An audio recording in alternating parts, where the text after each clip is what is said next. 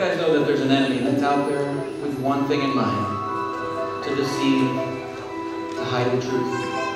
Some of his deceptions: that the Bible is a myth, that God didn't create life, that life actually evolved little by little over millions of years, that God doesn't exist. If you really think about it, it's like a trick the enemy is playing. Like right now here in my hand, I have nothing else except this little red ball. But I'm going to take this little red ball and put it here into this hand. And I'll take a second red ball and put it in this hand. One here and one here, right? I don't have any in this hand. Where did it go? If you caught the switch, they're both over here. Exactly. And that's what we should be saying when we get some of these lies that do not match up with what the Bible says. What? Because this is what the enemy is doing. And on this particular topic, it's very important because there's two completely different explanations that try to offer an explanation of where we came from. Now, I don't know about you, when I was a little kid, I used to go to my dad's drawer, and I used to pull out a magnifying glass. And I'd go traipsing around the house, and I'm a detective. And I'm looking for clues. And I've got to solve a mystery because something doesn't make sense. That's kind of what we have on our hands here this morning. We have these two teachings being told to the whole world. But since they are completely opposite, it means that one of them must not be right. Evolution. Creation. So you know what we're going to do this morning? We're going to do like a little investigation with our magnifying glass. We're going to look for some evidence and look for some clues to see if we can gain some understanding to see which one of these could be the true one. And let's start for a second here with evolution. Now, according to evolution, our universe was created about 14 billion years ago. And it all happened at this event, which probably you guys have heard of, referred to as, what's it called? The Big Bang. A big giant bang that exploded. And from that giant explosion, the understanding is that nothing created everything. Now, wait a second. You know, I love science. But isn't it kind of strange that science would offer this explanation if you really stop and think about it? The idea is that nothing created everything. That's kind of strange. Because I've never seen nothing create something. It's never been proven scientifically. It is simply an idea. It is simply a theory that is offered to explain how this universe got here without a creator. Well, it must have created itself. The interesting thing is, we're dealing with a very clever enemy. And a lot of people are believing this. Okay, so let's unpack this a little bit. First of all, when it comes to science, let us get a basic understanding of what science is. I looked in the dictionary, and here's what it says. Knowledge of the physical or material world gained through two things. In order for it to be science, observation and experimentation. You need to be able to see it, and you need to be able to test it.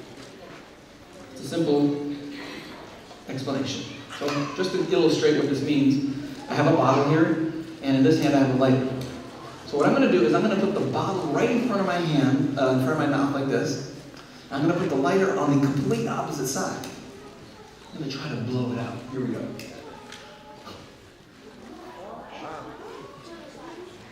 Do it again. Now, do you believe that air is traveling through the middle of this bottle? No? Okay, good. Does that kind of probably mean then that the air is traveling around? Okay. Well, that's a simple experiment that we just did to prove an idea that air can travel around a round object. We just did an experiment. We saw it. We proved it. We observed it. We experimented it. And that is science. When people make claims, and if you want to test it to make sure that it actually is science, This is what you have to do to qualify it. See it and test it. All right, so let's look at some of the evidence. First of all, there is the fossil record. Now, fossils. Fossils are cool. I love fossils. Where do we find fossils? Are we in the trees, or where do we find fossils?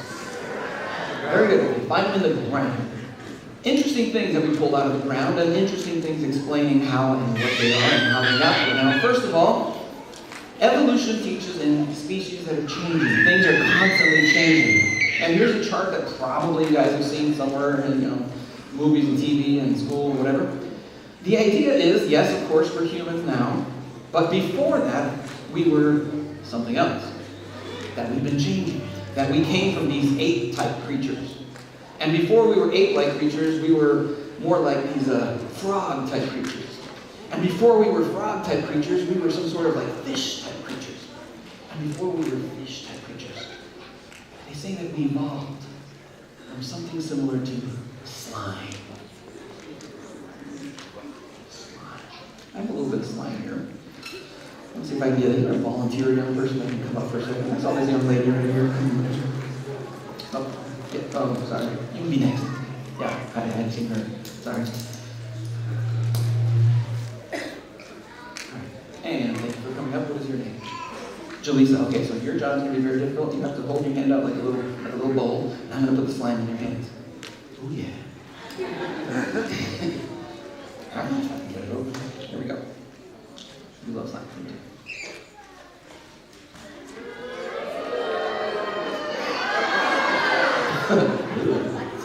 It's a blackish greenish slime. It looks like a big giant bug.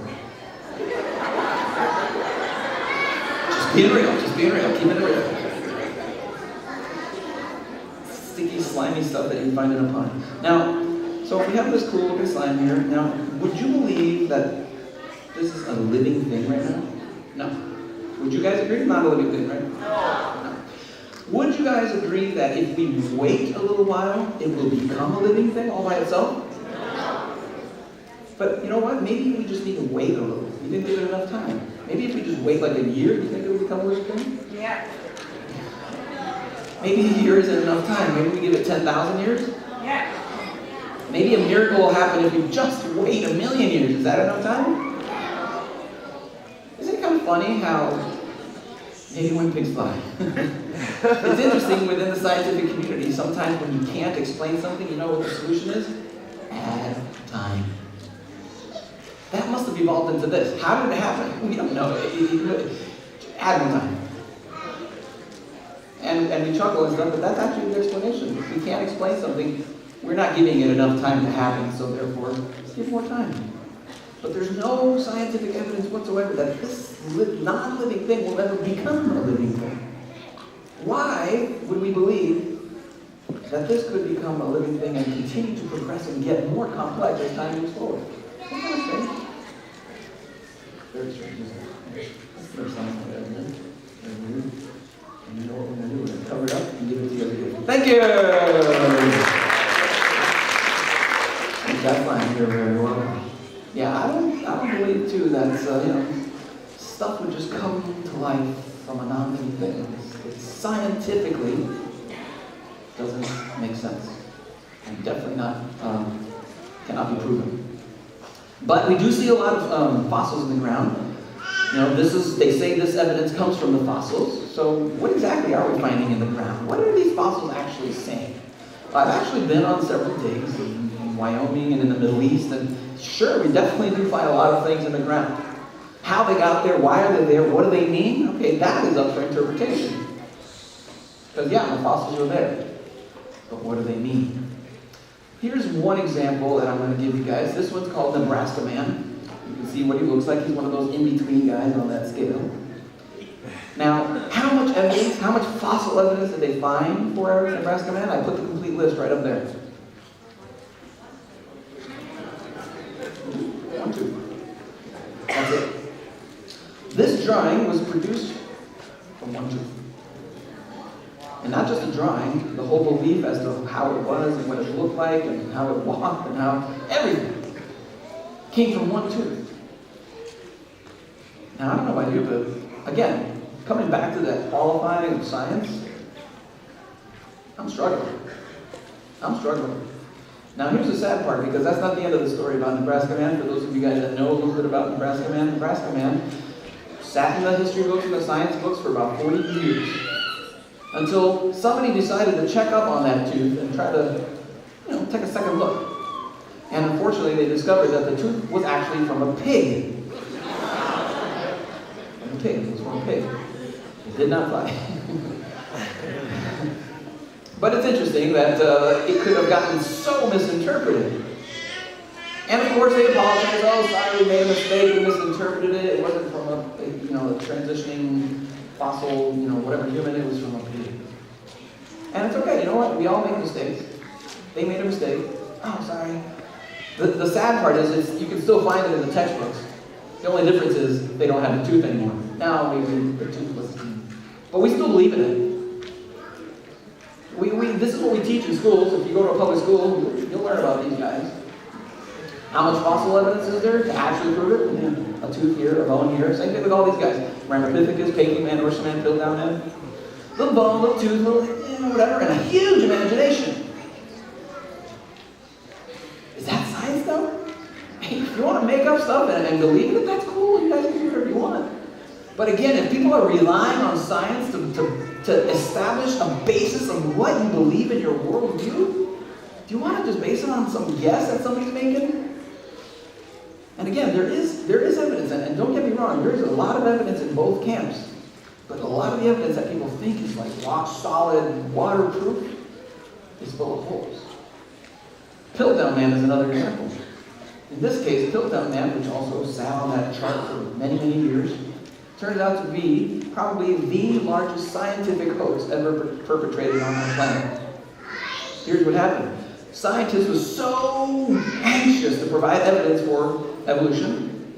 This is what he did. He took a piece of cranium of a human, but then he took the jawbone of an orangutan. He put them together, and he said, I found these together. Created a whole report on the process of how evolution and blah, blah, blah. And everybody was like, oh, wow, hallelujah, we finally found evidence. The missing link is finally not missing. Of course, like in the case of Nebraska Man, it sat there in the books again for decades until somebody discovered it and said, wait a second. And it was like, oh my goodness, the biggest hoax, the biggest trick ever perpetrated. And yet, everybody's all embarrassed and whatever. I mean, I don't know about you guys, but this disappoints me that science would get to that level where you have to depend on misinterpretations or hoaxes as part of your evidence. And it seems like all we're finding is, some bones. But to draw these huge conclusions from them, who knows what that is? It could be an extinct animal, it could be another pig. I mean, it's hard. And this science is not waterproof. You pull out a fossil from the ground, it doesn't come with a tag. This is what you see in the museums now. Very realistic. Now, it's not those little simple drawings anymore. You see very realistic statues, full size, complete with hair and wrinkles and the whole thing. And of course, America goes out there and they go to these museums and they see these museums and they're like, oh wow, this is what they're finding fossils of? Amazing, this is cool. But the exhibit won't tell you that this is an interpretation of what they found. They'll just say, look, this is what walked on Earth 4 million years ago. And of course, notice the liberty that they take when they create these statues. I mean, look at their feet, look at that guy's eyes. Looks like what? Human eyes. Now, I've been on these digs, I've never heard of anybody finding a fossil of an eye. So this is clearly interpretation, and they did that on purpose. To get people that walk by that exhibit and they see it, they're like, whoa. Yeah. That does look like evolution. It does look like humans came from that. Be careful. Satan.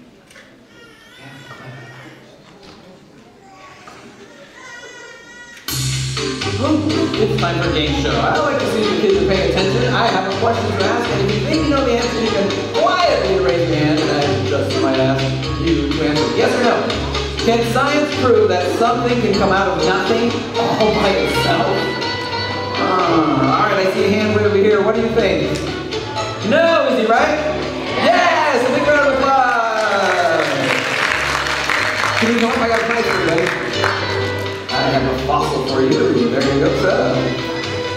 Yes, it's a fossil. Yeah, all right. Good job, good job. All right, let's keep going. Let's look at some more evidence for evolution. Dating machines. Now, I'm not talking about teenagers here. I know that one pay grade above your joke there. No. Dating machines are these machines that are created by scientists, and basically you put something in there to try to understand how old it is. So you push the button and it calculates and it measures and it tells you, boom, 450 million years old. Okay, that's kind of cool. I love this kind of science. I mean, it's just amazing what they're creating nowadays. But let's ask a couple other questions just to see if we can understand how these dating machines work and if this information is reliable. How old is this stuff? I mean, we see, you go to the national parks, and it's true, we do see some really old-looking stuff. I have here in my bag somewhere. Yeah, here it is. I got a piece of petrified wood. You see this in the museums, and you see little signs in the national parks. This is called, and they give it a name, 498 million years old, and whatever, and yeah, wow. The question is, how do they know? Was the machine there 498 million years ago? No. Okay, it's interesting. Here's another example that kind of starts to disprove this idea. This place is called Mother Shipton Cave. This is in England. It's a tourist place, and the reason why it's there is because the water in this spring has a certain exact mineral content. And you can go here and you can take like your favorite teddy bear or stuffed animal, whatever, and you put it in this water, and then you come back 4 or 5 months later and they give it back to you fully petrified. You know what we've discovered now? This process of petrifying has nothing to do with time. That's what's been taught for forever. Is, this rock took millions of years to petrify. I'm like, The process of petrification is actually quick. You can actually duplicate this in a laboratory in a week. What you have to ask is, what were the conditions that caused it to petrify? Because time has nothing to do with it. Here's another example. This is Mount St. Helens in Washington State. In 1980, something interesting happened in this place. Maybe you've heard of it.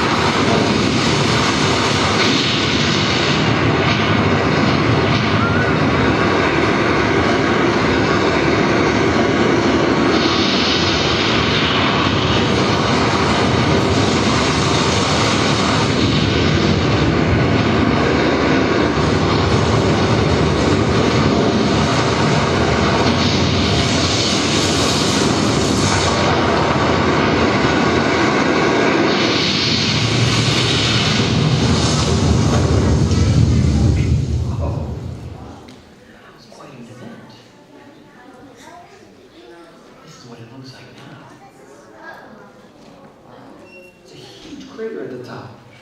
The crater's a mile wide. That mountain exploded.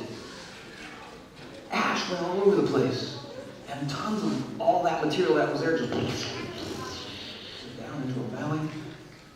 It's an amazing place. I don't know how many of you guys have. Anybody ever been there and seen Mount St. Helens? Okay, 1 or 2 of you. We were actually just there a couple of years ago. We were filming a video series, and it's an amazing place. If you get a chance to go. We actually hiked up to right about that spot right there.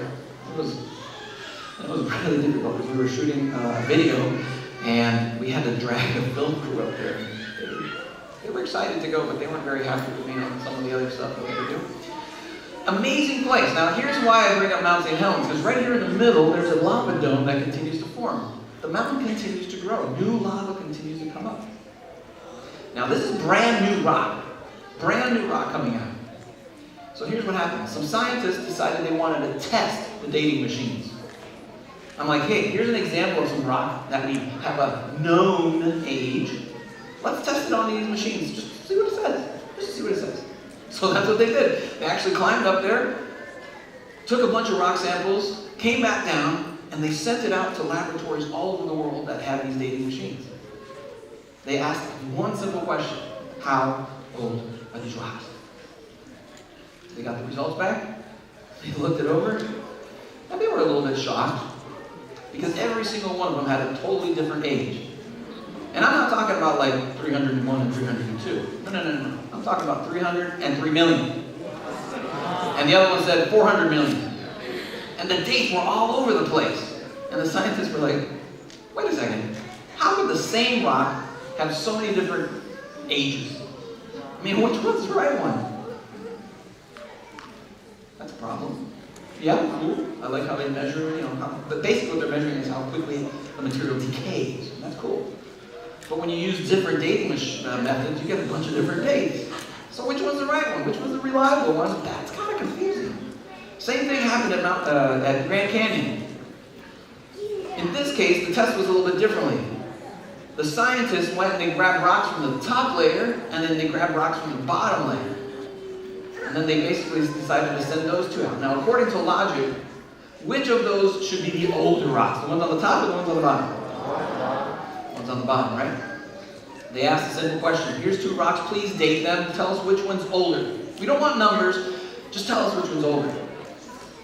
Every single one of them came back with the exact same response. The ones on the bottom are the older ones. I mean, the ones on the top are they flipped it.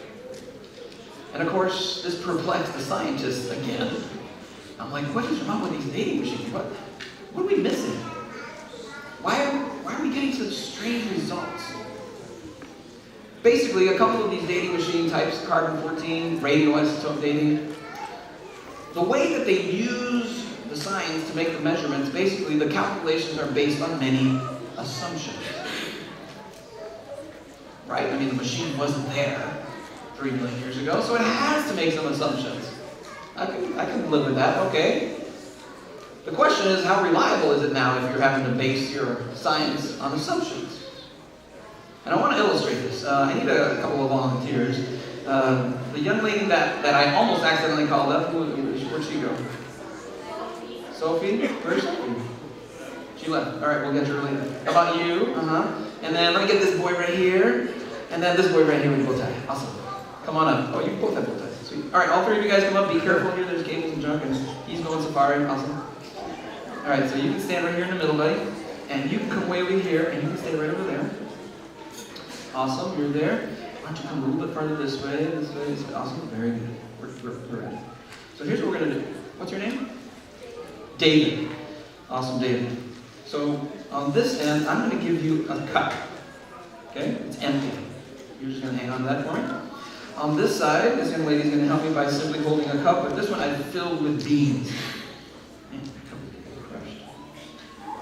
There you go. All right, David, I have a special job for you. You have to move the beans from that cup to that cup, but you can only move one bean at a time. Yeah? Off you go.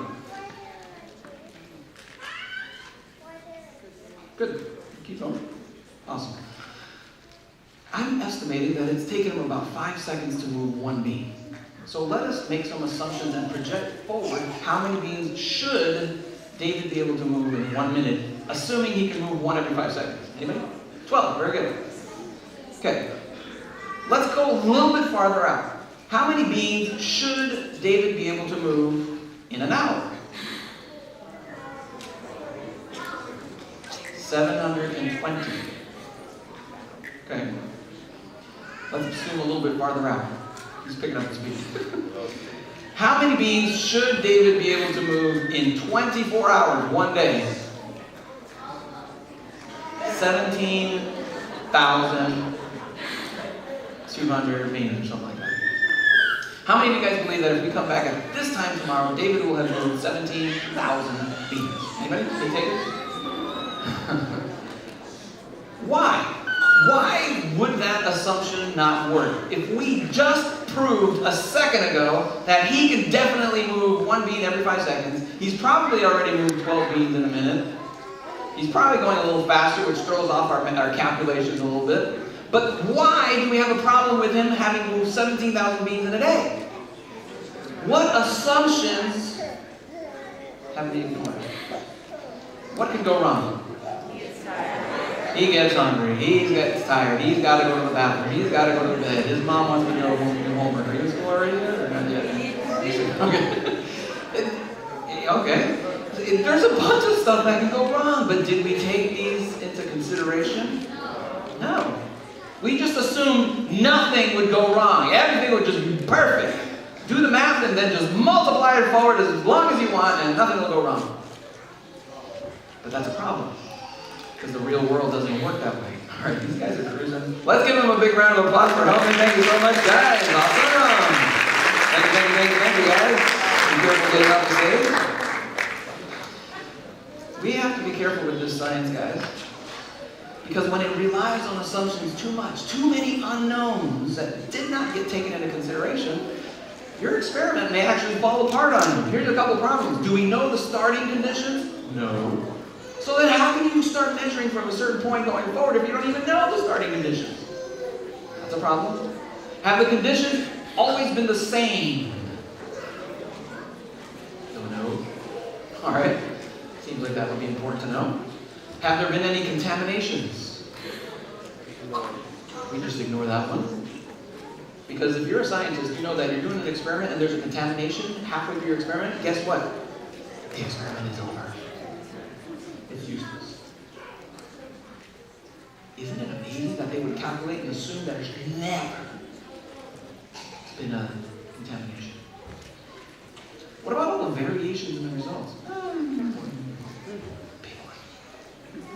That's literally what they do for like Nazi Helms. They throw out all the ones that don't fit into the timeline that has been established by that worldview. And they throw away all the other ones. No, that science doesn't work. But this one, that's the one we like. That's how it is. Scary. Okay, so here we go. Here's the question.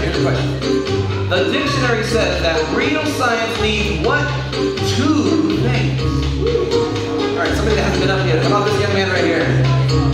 What do you think? I'm gonna come down. Do you remember what the dictionary said? Not sure? What is it? Observation? That's good. What's the other one? Experimentation. Very good. A big round of applause. Let's give them a big round of applause. Awesome. All right. These guys are paying attention. Good job, guys. Okay, here's another one. Changes. According to evolution, we saw our slime, right? According to evolution, things have been changing. That's a lot of change from slime to this. Let me give you this illustration. So, dogs. How many of you guys have dogs? Lots of people have dogs. Excellent. Do you guys believe that you all have the exact same breed of dog? Of course not. No, they're all different. The interesting thing is, just a few hundred years ago, there was only a few kind of dog varieties. But man discovered that they could mix the breeds and get certain characteristics to be permanent. And so they started mixing the breeds, and they're like, hey, cool, look at this and look at that. We can keep mixing them and keep making more dogs and more dogs, and they kept mixing the dogs. And it's like, cool, now there's hundreds of kinds of dogs, and we're discovering that there's like no limit to the amount of varieties of dogs that we can make by just mixing the dog breeds. The question is, because a lot of people would say, look at all this change. Look at evolution in action, because just a couple of hundred years ago there was only a couple of dog varieties, and now look how much change. But are we really seeing evolution? Because if you ask me, this really looks like variety. Dog is one kind of animal, right? How many kinds of animals do we see here? We're still seeing dogs. What we're seeing is variety. You can't say this is evolution, because then you have to say, look, the dog has changed into a dog. Because it's the same. I mean, if this were really evolution, then we'd see a picture of like a penguin over here somewhere. Or a tomato, right? Something different. But all we're seeing in the world, naturally speaking, today is variety, which is not evolution. God created variety. He gave our DNA such complexity that we can mix and get all sorts of interesting colors and shapes and sizes. But we're all still dogs. We're all still humans. We're all still, whatever the kind is, it's still the same. We're just seeing variety. Check it out. This is one of the newest varieties of dog, newest breeds. It's called a boxer bull. Boxer bull. We can pet him on the nose here. Hey, doggy. You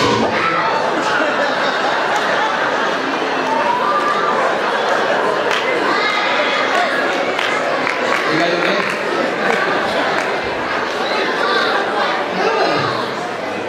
Crazy dog.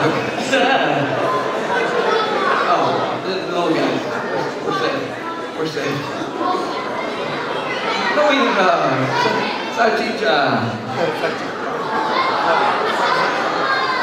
yeah, very good.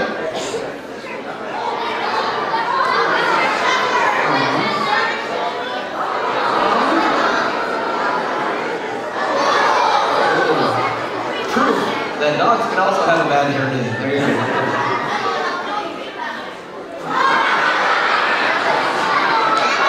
It must be like summertime and nobody like that. You know what? They're all just dogs. There's such cool variety of dogs, but the simple explanation to look at here is they're still just dogs. There's no evidence whatsoever that they're changing into something beyond or different from dogs. Just more dogs.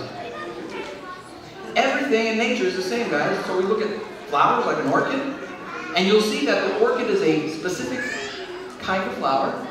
And we can have all sorts of variety within that kind, but it's not changing into a rose or any other kind of flower out there. It is only limited by biology to be an orchid. Same thing with everything. Your beetles. You have lots of different, there's actually millions of species of beetles, but they're all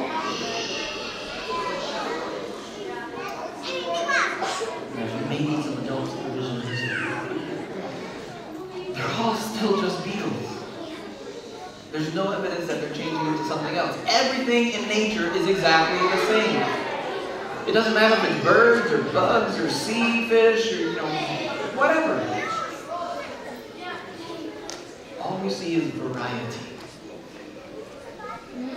Now, this is a drawing that you would see in an evolution teaching science book. The idea is that the branches have been changing and evolving, right? Here at the bottom would be our slime. And the slime evolved all by itself and changed into different things. And this branch over here went towards insects and worms and crabs and spiders. This branch evolved into fish and frogs and reptiles and birds and mammals. Okay. Interesting. Let's take a look at a couple of these. These are two creatures that are on that branch over there. Let's just look for a moment at the way that these creatures breathe. Now, fish breathe through there. Very good. Mammals breathe through their lungs. Two completely different ways of breathing. Totally different breathing mechanisms. Yet, they're on the same branch. You know what that means? Automatically, that means that they must have had some sort of common ancestor that they came from. The problem is, when we look at the fossil record, we don't find a single example of a common ancestor. We see this way of breathing, and we see that way of breathing, and both of them are extremely complex, and there's nothing in common about them. Here's another one. How you're born. Reptiles, born from eggs. Mammals, born alive. Even the reptiles are cold-blooded, mammals are warm-blooded. Again, totally different features about these creatures. But in the fossil record, there's nothing to show that they would be common in the past. Check out these guys. We have a crab and a worm. These are on that other branch on the right, on the left side. Look at their skeletal system. Now, of course, us, we have our skeleton on the inside, right? Crabs have it on the... Worms have no skeleton. Totally different. Yet, because they put these on the same branch, it automatically means they must have had some sort of common ancestor. look in the fossil record, none exist. That's because those branches are assumed.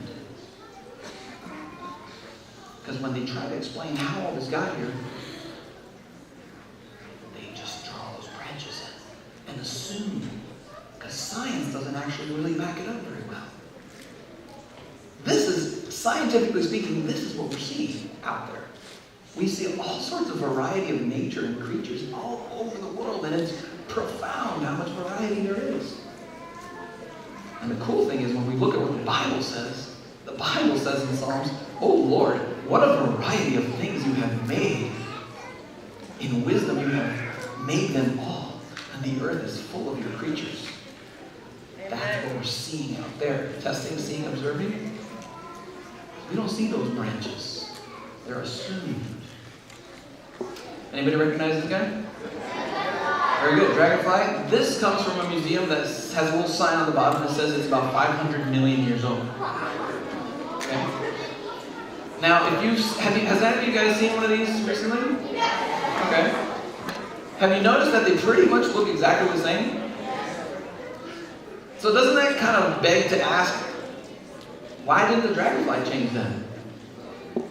Why is the dragonfly exactly the same as it was 500 million years ago? Yet, everything else has made enormous leaps of change without leaving any evidence, and we still have our dragonfly. So which one is it?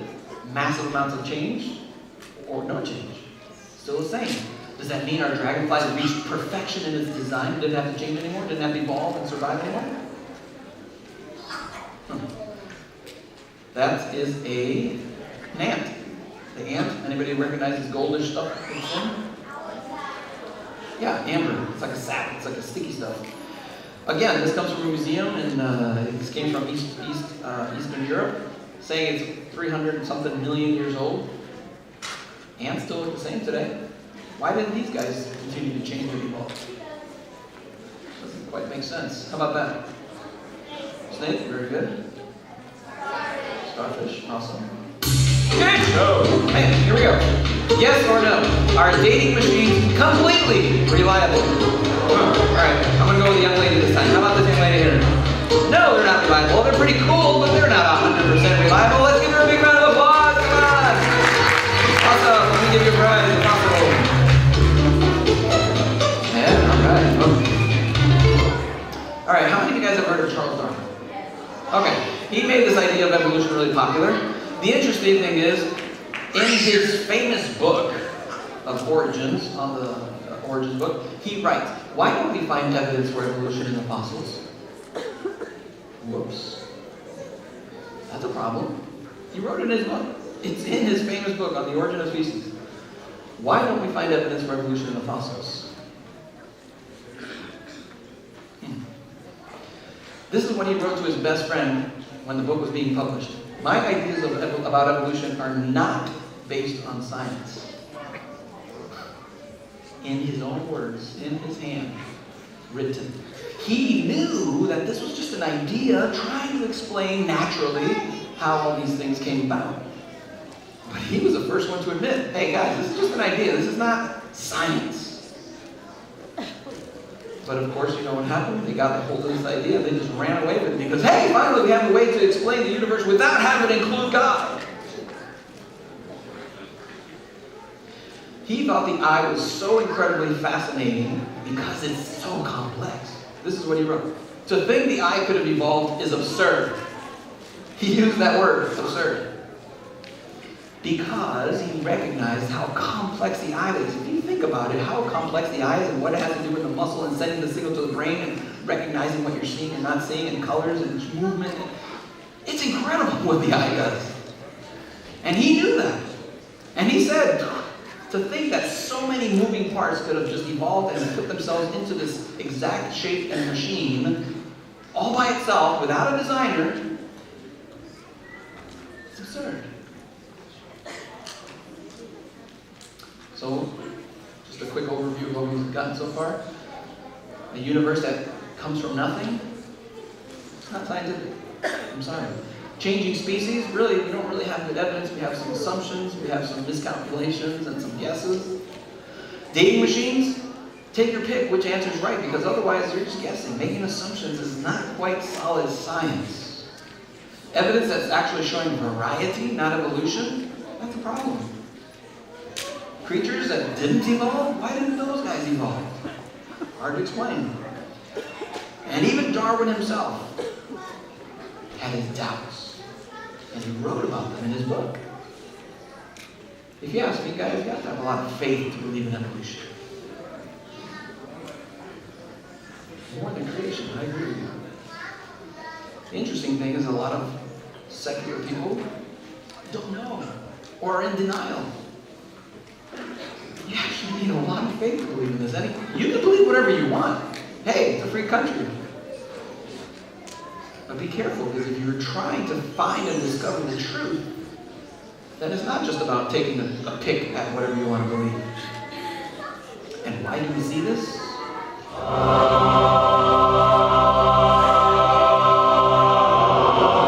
Bible offers an explanation.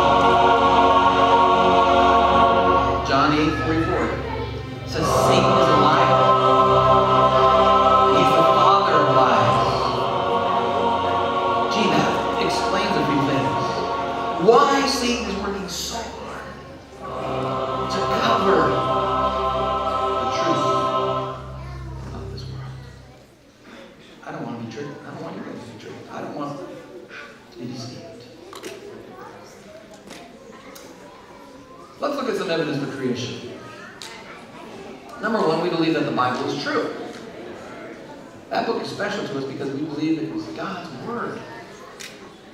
And God is God that doesn't lie, and that He's perfect, and that He's true. So we believe that the Bible is true. That's part of our evidence. Again, having faith is part of our structure as well. Now, the interesting thing is, although the Bible is one book, there's actually a lot of other historical evidence that supports what the Bible says. And I find that cool evidence in favor of the Bible being true. When other historians and other documents and other writings all confirm and say, yep, we saw that, yep, we were there, yep, this happened. For example, places. Anybody recognize this place? Jerusalem, the Wailing Wall. This wall was built by King Herod. Now maybe you remember King Herod in the Bible story. He was the king who was king when baby Jesus was born. Remember? And the wise men tried to come and talk to him and figure out where he was, and he tried to trick them and that whole thing. This is a wall that's still there today, built by King Herod. That's cool. I'm like, yeah, there it is, and it's right there in the Bible. Boom. That's cool. Also, events that can be confirmed in the Bible. Now, this is a archaeological ruin. This place is called Jericho. How many of you guys have heard of the city of Jericho? You guys remember the story of the Bible where the children of Israel marched around the city walls for 7 days, and on the seventh day they blew their trumpets, and what happened to the walls? They fell down. And this is one of those cool archaeological ruins because they can't explain why the walls in this place fell down a certain way that they fell down, which is very unusual. And the inside is burned up, just like it says in the Bible it was. That's cool. There's a lot of archaeological evidence in support of the Bible. There's people that are also documented in history as far back as Abraham. We're talking about other historical documents that also refer to Abraham as being a real person. Not just a biblical character. That's pretty cool. There's also artifacts. Those are little objects and trinkets and coins and stuff that refer to people or places or kings or kingdoms that we find right in the Bible. And there's also prophecies that have been fulfilled. Now, prophecies are really cool. The Bible is awesome at this because it tells you what's going to happen in the future. And there's hundreds of prophecies that have already been fulfilled. That's amazing that this book can do that, if you think about it. To me, these are all just little bits of clues that help us understand and trust that God's Word is the truth. I'm going to run out of fossils. Here we go. In nature, do we actually observe evolution or just variety? All right, let's go to this side. How about you, sir? Yeah. Variety, very good. A big round of applause. There you go. Just variety. Just lots of variety. More evidence for creation. Information now. We're talking about information. Does anybody know what that is? DNA. Very good. DNA. So this is an actual picture of DNA. This is just kind of a drawing of what it looks like when you magnify it a lot under the microscope. DNA is basically like a big giant blueprint. Tons of information about who we are and all the different varieties within us. Now this stuff is really tiny. And just to give you an example of how tiny it is, let's say we take one of these DNA strands and we stretch it out. But it's too small for the naked eye to see. So we're going to have to join it with a few others in order to just be able to see it. Here's what we're going to do. We're going to take our DNA strand and we're going to join it with 40,000 more. And we're going to make like a rope. You know how big it is now? That's as thick as one of your hair. That's how small DNA is. But that's nothing. Here's the shocker. One strand of DNA has the same amount of information that you find in 1 million pages of encyclopedia. One strand. And this is not just random crazy letters and numbers. This is an exact, very specific code.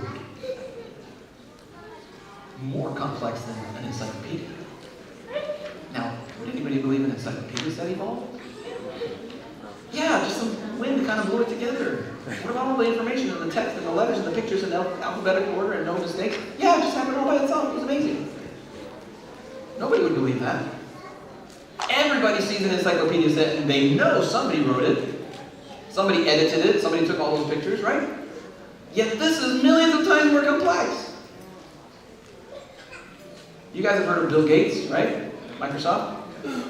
He was fascinated with how complex DNA was, so this is a comparison he made. DNA is like a computer program, but far, far more advanced than any software ever created. And a lot of people see computer programming code and they're like, whoa, that's complex, that's a mess. Again, DNA, millions of times more complicated and more advanced. And we're expected to believe it wrote itself? Who would believe the OS on your iPhone wrote itself? No, there's a team of guys writing those things.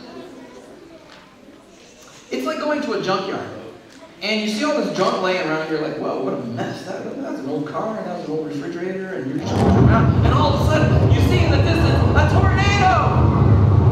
And it's a big F4 tornado, and it's coming right at the junkyard. And of course, you want to get somewhere safe, so you duck down, and you hide out, and you ride out the storm. And you can see that the tornado went right through, you can hear it. It goes right through the middle of the junkyard. And you can hear everything up there getting thrashed around and smashed around.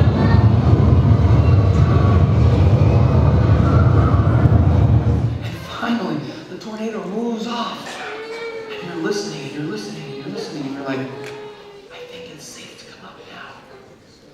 you open the door and you work your way up to the top, and then when you get out into the junkyard, you are shocked with what you see. One of these. A brand new jumbo jet 747, fresh paint, newest software, best technology, complete with a pilot just sitting there.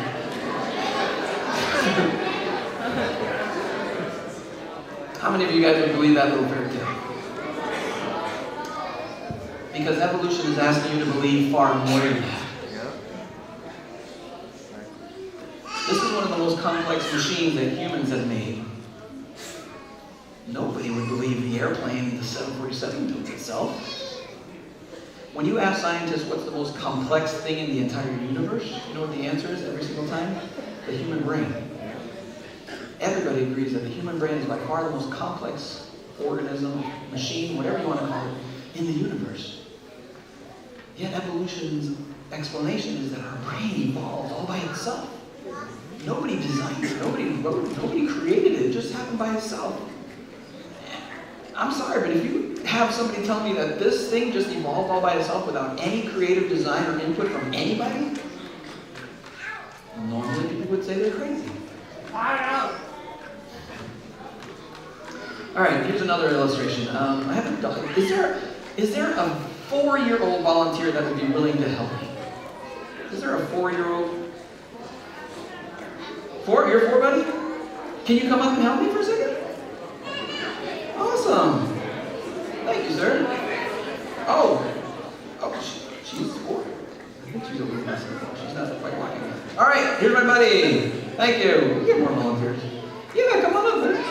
Thank you for helping me. How are you? You can look that way so everybody can see you. I know, it's kind of hard to see them because of the light. So here's what we're going to do. In my pocket, right here, I have $2. Okay? But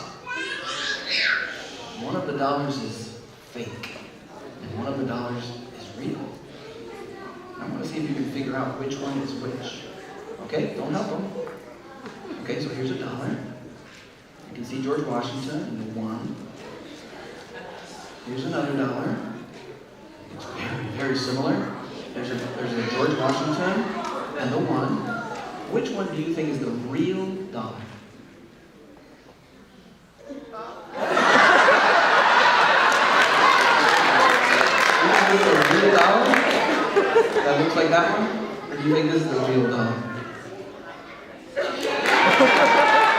You're right, that is the real dollar. Very good.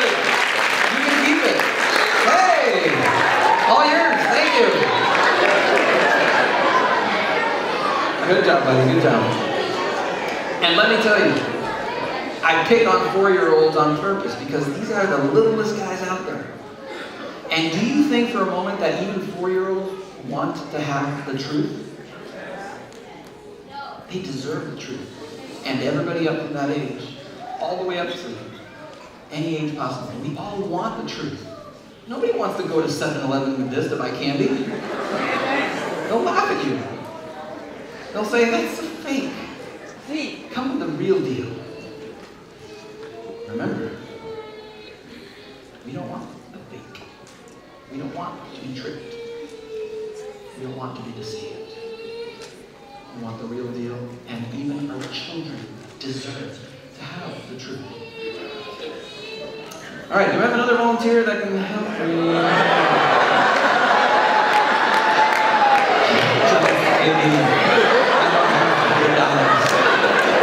Sorry, man, I'm just bugging you guys. Just checking to see if you guys are paying attention. You guys are very good, very good. Next time I'll bring $100. Oh, be careful what I say. Let me get the money back. All right, here's another piece of evidence for you guys to look at. Telling time. How do we tell time? I mean, yeah, we look at our phone or we look at our watch or whatever. But the actual way that we truly tell time is by looking up into space. For example, our planet Earth is constantly rotating on its axis. How long does it take to go around one time? Very good. 24 hours. You're at the roll. Here's another one. The moon is also constantly orbiting Earth. It does one big giant circle around the Earth. How long does it take to do that? Very good. The short version is a month. That's how we measure the month. You guys are on a roll. How long does it take for the Earth and its moon to go around the sun? One big giant time.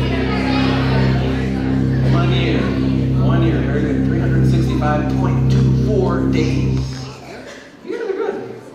Because we don't look at some computer to rely on the time and look up into space. All right, here's another one for you guys. What in space takes 7 days, a week, to happen? Did you hear what he said? He said nothing. Wait a second, how could that be? Because everything that we use to measure time, you know, the day, the month, and the year. What do you mean there's nothing in space that takes 7 days to happen? It's true. There's nothing in space that takes 7 days to happen. So then, wait a second. Why do we all follow a 7-day week? Where did that come from? Why do we have to have Sunday, Monday, Tuesday, Wednesday, Thursday? Where did that come from? Do you know? Where? What's it? At creation. You guys know what creation means, right?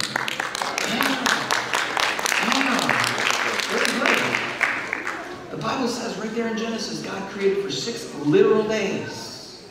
An evening and a morning, not millions of years periods. An evening and a morning, 6 times. And it says he created this, and then this, and then this, and then this. And he was done. It was awesome. And he said, wow, let's have the 7th day to put this all together and say this is a complete week and rest. And this is why we come and worship. Amen. And honor God on this day. Amen. The Sabbath day is a special day because it is the end of creation week. It's not just some random day. Was God tired after creating? No. This day was a gift for us to complete creation. And he did it on purpose, not so that we can just ignore it. And the cool thing is, the whole planet follows a 7-day week. The interesting thing is, a lot of people don't even know why we follow a 7-day week. You do all your stuff, you go to school, you go to work, you do all your business, and then on the 7th day, you gotta slow down, stop, charge your batteries. And then we keep going again. And let me tell you, historically speaking, there's cultures that have tried the 8-day week and cultures that tried a 10-day week. And of course, as you can imagine, it was a train wreck. Because how can you expect people to go that long without being able to regroup and charge their batteries? God knew what he was doing because he created our bodies. And he says, 6 days, that's it. Do everything you got to do, but then take that one day to charge your batteries. It's like asking somebody, no, you don't need to sleep at night. We need to sleep at night. Because God created us. And just the same, he made us to be able to do all our stuff in 6 days and then stop on the 7th day and do this. And interestingly, all those, like I said, those 8-day, 10-day weeks, they all had to go back to the 7-day week. Can you guys imagine going to school for like 8 days in a row? Adults go to work for 8 days in a row, 9 days in a row? All right, more evidence for creation. Life comes from life. Interesting, we look around and we see lots of life on Earth. And this is a law of nature. It's called biogenesis. That means all living things had to come from other living things. Interesting though, because in the same breath they'll say that, oh no. But wait, at the beginning all life came from non-life, like our slime. So which one is it? You can't just have 2 natural rules that conflict each other. You just finish saying all life comes from life, and then you say, no, but there was an exception at the beginning. Life came from non-life. No.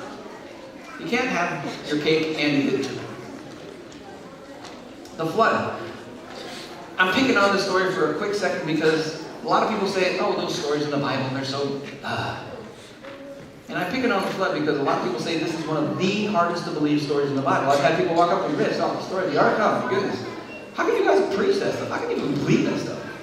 So I've actually made a presentation just on this one particular story because a lot of people aren't aware of how much evidence there is on our planet in favor of this event. And here's just a couple of quick illustrations. I don't know how many of you guys know this, but the Bible story of the flood is 1 out of 300 documents on our planet that talk about this event. 1 of 300. Every main culture across the space of history and time has it in their story, in their legend, in their history. I mean, every Assyria, Babylonia, Persia, Syria, Asia Minor, Greece, Egypt, Italy, Lithuania, China, Russia, India, all of them have the story of the flood in their history, in their legend. It's not just the Bible. Here's a classic illustration. This is the ancient Chinese word for boat. A large boat. It's made up of 3 characters. That one, and that one. But when we separate those 3 characters, it actually forms 3 different words, which is a vessel of 8 people. Now, why would the ancient Chinese, thousands of years ago, pick those 3 words in particular to describe a large vessel? How many people were on the ark? 8. Why did they pick exactly that? I agree. We also see that the world is organized in layers, the dirt underneath us. Interesting thing about layers, there's only one way to organize dirt in layers, and you need a lot of water. And our whole planet is organized in layers. And it had to be with water. There's no other explanation. Do the math. We also see lots of stuff that was buried and preserved. Again, this process of petrifying a tree, naturally speaking, this doesn't happen today anymore. Nowhere on our planet normal petrification is happening. Something was different in the past, though. Something happened to cause all these trees to be rapidly buried and preserved. Praise the Lord. Fossils. Yeah, praise the Lord, right? We see this in plants as well. It's cool because, this is what a living fern looks like. This is what a fossil fern looks like. Please note that the fossil of the fern, at the moment that it was buried, it was alive. You know what that means? Rapid burial. Nothing slow.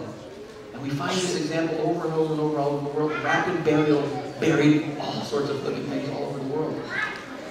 Coal. Coal is made from biomass, which is mostly trees. Now, at the flood, I'm assuming the world was covered with trees. Did they just vanish? Or did they get buried in layers with water by the millions and billions? Because that's where we find them today. You find lots of creatures that were fossilized. Again, you go to the ocean, this process of fossilizing a fish does not happen. Something was different in the past, causing it to happen extensively. Tallest mountain in the world is? Very good. Interesting thing that you find if you go to the top of Mount Everest and many of the highest mountains in the world, marine fossils. Clams, shells, you name it. What are these doing up there? Because I've never seen a little guy mountain climbing like, hey, the evidence is obviously clear. At one point or another, either that mountain was covered or that mountain was a lot lower. And the Bible actually does talk about the mountains being raised after the flood. Tectonic plates moving and colliding against each other is still happening today. Those mountains, the waters didn't have to cover Mount Everest at 29,000 feet. It's that those mountains were a lot lower back then. They got pushed up. The interesting thing is, clams like this one, you'll notice that it's in its closed position, right? Now, you guys have plenty of beaches around here. You guys have been to the beach and you find these, but then they're in their open position. That's because when these die of normal causes, that little muscle relaxes and it opens. That's how they die. That's a normal death. But in the fossil record, we find them shut. You know what that means? Rapid burial. Something came so quickly that this clam didn't even see it coming. It was like, and it was.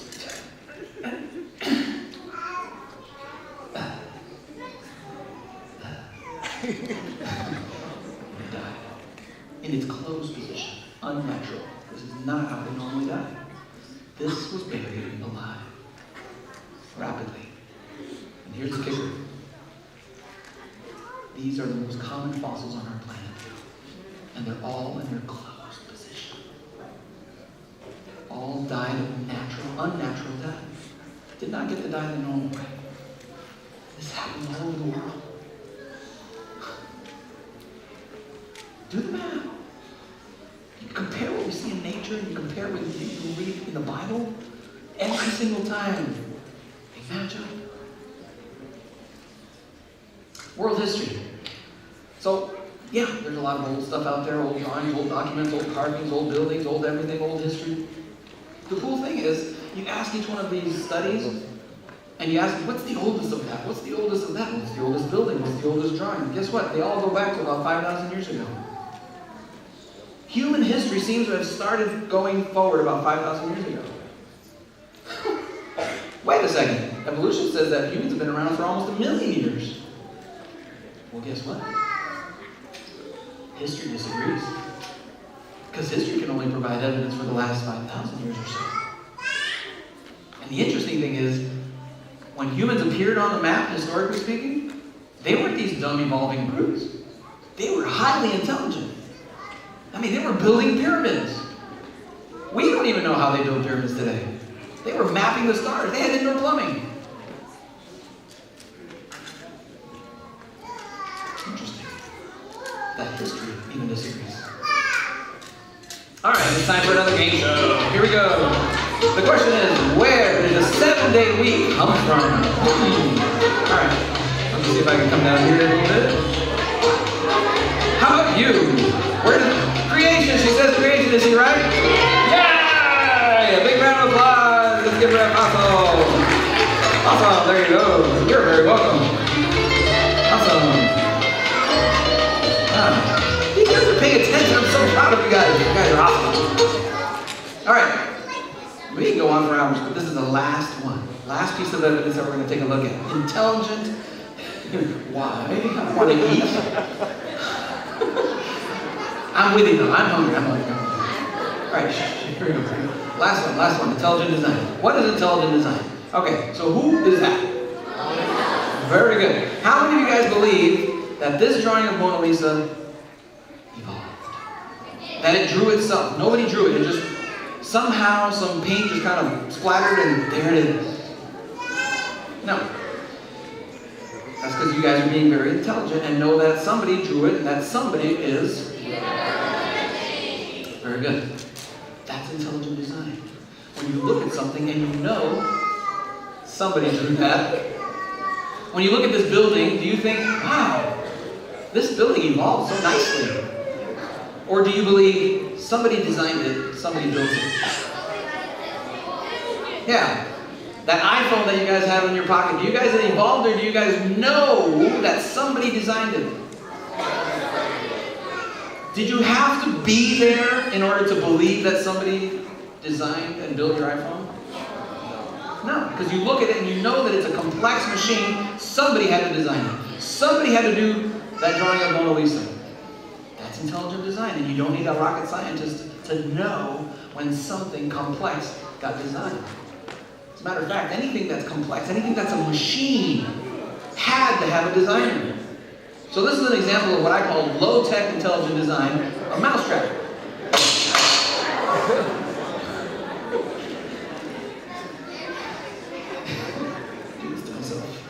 So I have a mousetrap right here. Yeah. Now the cool thing about the mousetrap is that it's made up of 5 little parts. We have our wooden base, right? We have our little holder. We have our spring. We have our little cheese holder, and then of course a hammer. Let's set the trap for a second here. Does anybody want to let me borrow a finger or a tongue? Very good. Say no. Very dangerous. All right, here we go. So I set the trap. I'll just kind of trip it with my finger. Works very nicely. Question for you guys. Could this mousetrap work with only 4 of the 5 parts? Nope. Has to have all 5 of them. Otherwise it will not work. So you can never say, but it's evolving. Well, if it's evolving, it should still be catching mice. But it can't catch mice with only 4. And it has to have 5. You know what that means? Somebody had to take all 5 of these parts, put them together at the exact same time, in the exact same way, and that would be the only chance you could ever catch a mouse. There's no other way. That's intelligent design. Simple, but even a mousetrap shows you that there had to be a designer because it's complex. It's a machine. So if that's low-tech intelligent design, what would be high-tech or medium-tech or something a little higher? Yeah, something like a computer, your iPhone, a rocket ship, a space shuttle, whatever. This would be what I call medium-tech intelligent design because it's a lot more complex, a lot more moving parts, a lot more guys probably involved designing and creating these things. The rule is the more complex it is, the more evidence of a designer. Let me say that again. The more complex it is, the more evidence there was a designer involved.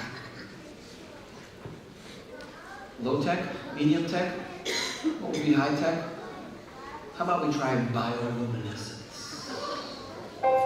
Fireflies. In Michigan, these are all over the place right now.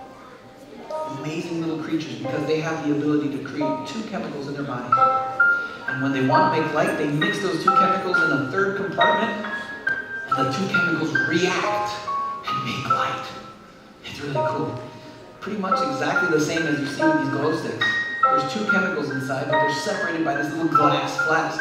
But when you break the glass, you know what happens. The atoms mix, and they react, and they create light. How many of you guys would believe that this stick evolved? Somebody had to design it. Even though it's simple, somebody had to design this stick. Why would anybody believe that this little creature could have evolved when it's millions of times more complex? It can fly, it can reproduce, it can make light, it has living organs? There's no way. If this is hard to believe that it could have evolved, next to my friend right there in the hall. Hey, there you go. Nice catch. You guys like a ninja. Here's one more. Let's look at one more. White blood cells. White blood cells are these cool things in our body. So guys, have you guys ever gotten a cut? Yeah, you've all gotten a cut. But your body was designed so amazingly. You know what happens when you get a cut? White blood cells are in charge of cleaning up. Because you don't want to get any germs or bacteria in your body, right? So your body, your brain says, as soon as you get a cut, your body says, whoa, we've got a cut, people. Let's get into action. Let's go to work. White blood cells go to clean up. This is an actual video clip of your white blood cell. Look how it's chasing around the bacteria. It's like a living machine.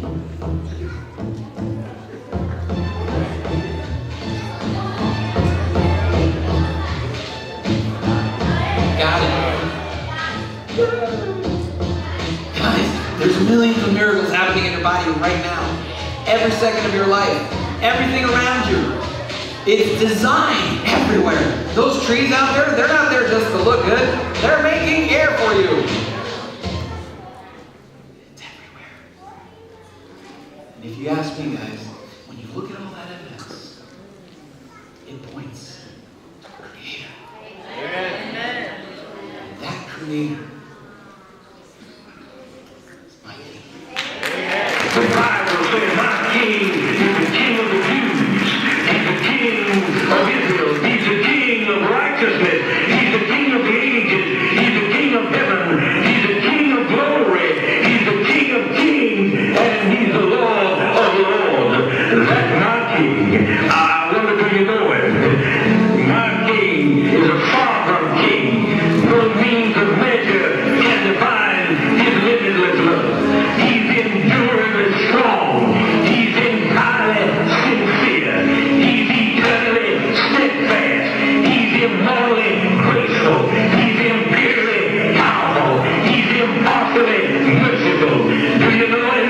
He's the greatest phenomenon that has ever crossed the horizon of this world. He's God's Son. He's the sinner's Savior. He's the centerpiece of civilization. He's unparalleled. He's unprecedented. He is the loftiest idea in literature. He's the highest personality in philosophy. He's the fundamental doctrine of theology. He's the only one qualified to be an all-sufficient Savior. I wonder if you know him today. He supplies strength for the weak. He's available for the tempted and the tried. He sympathizes and he saves. He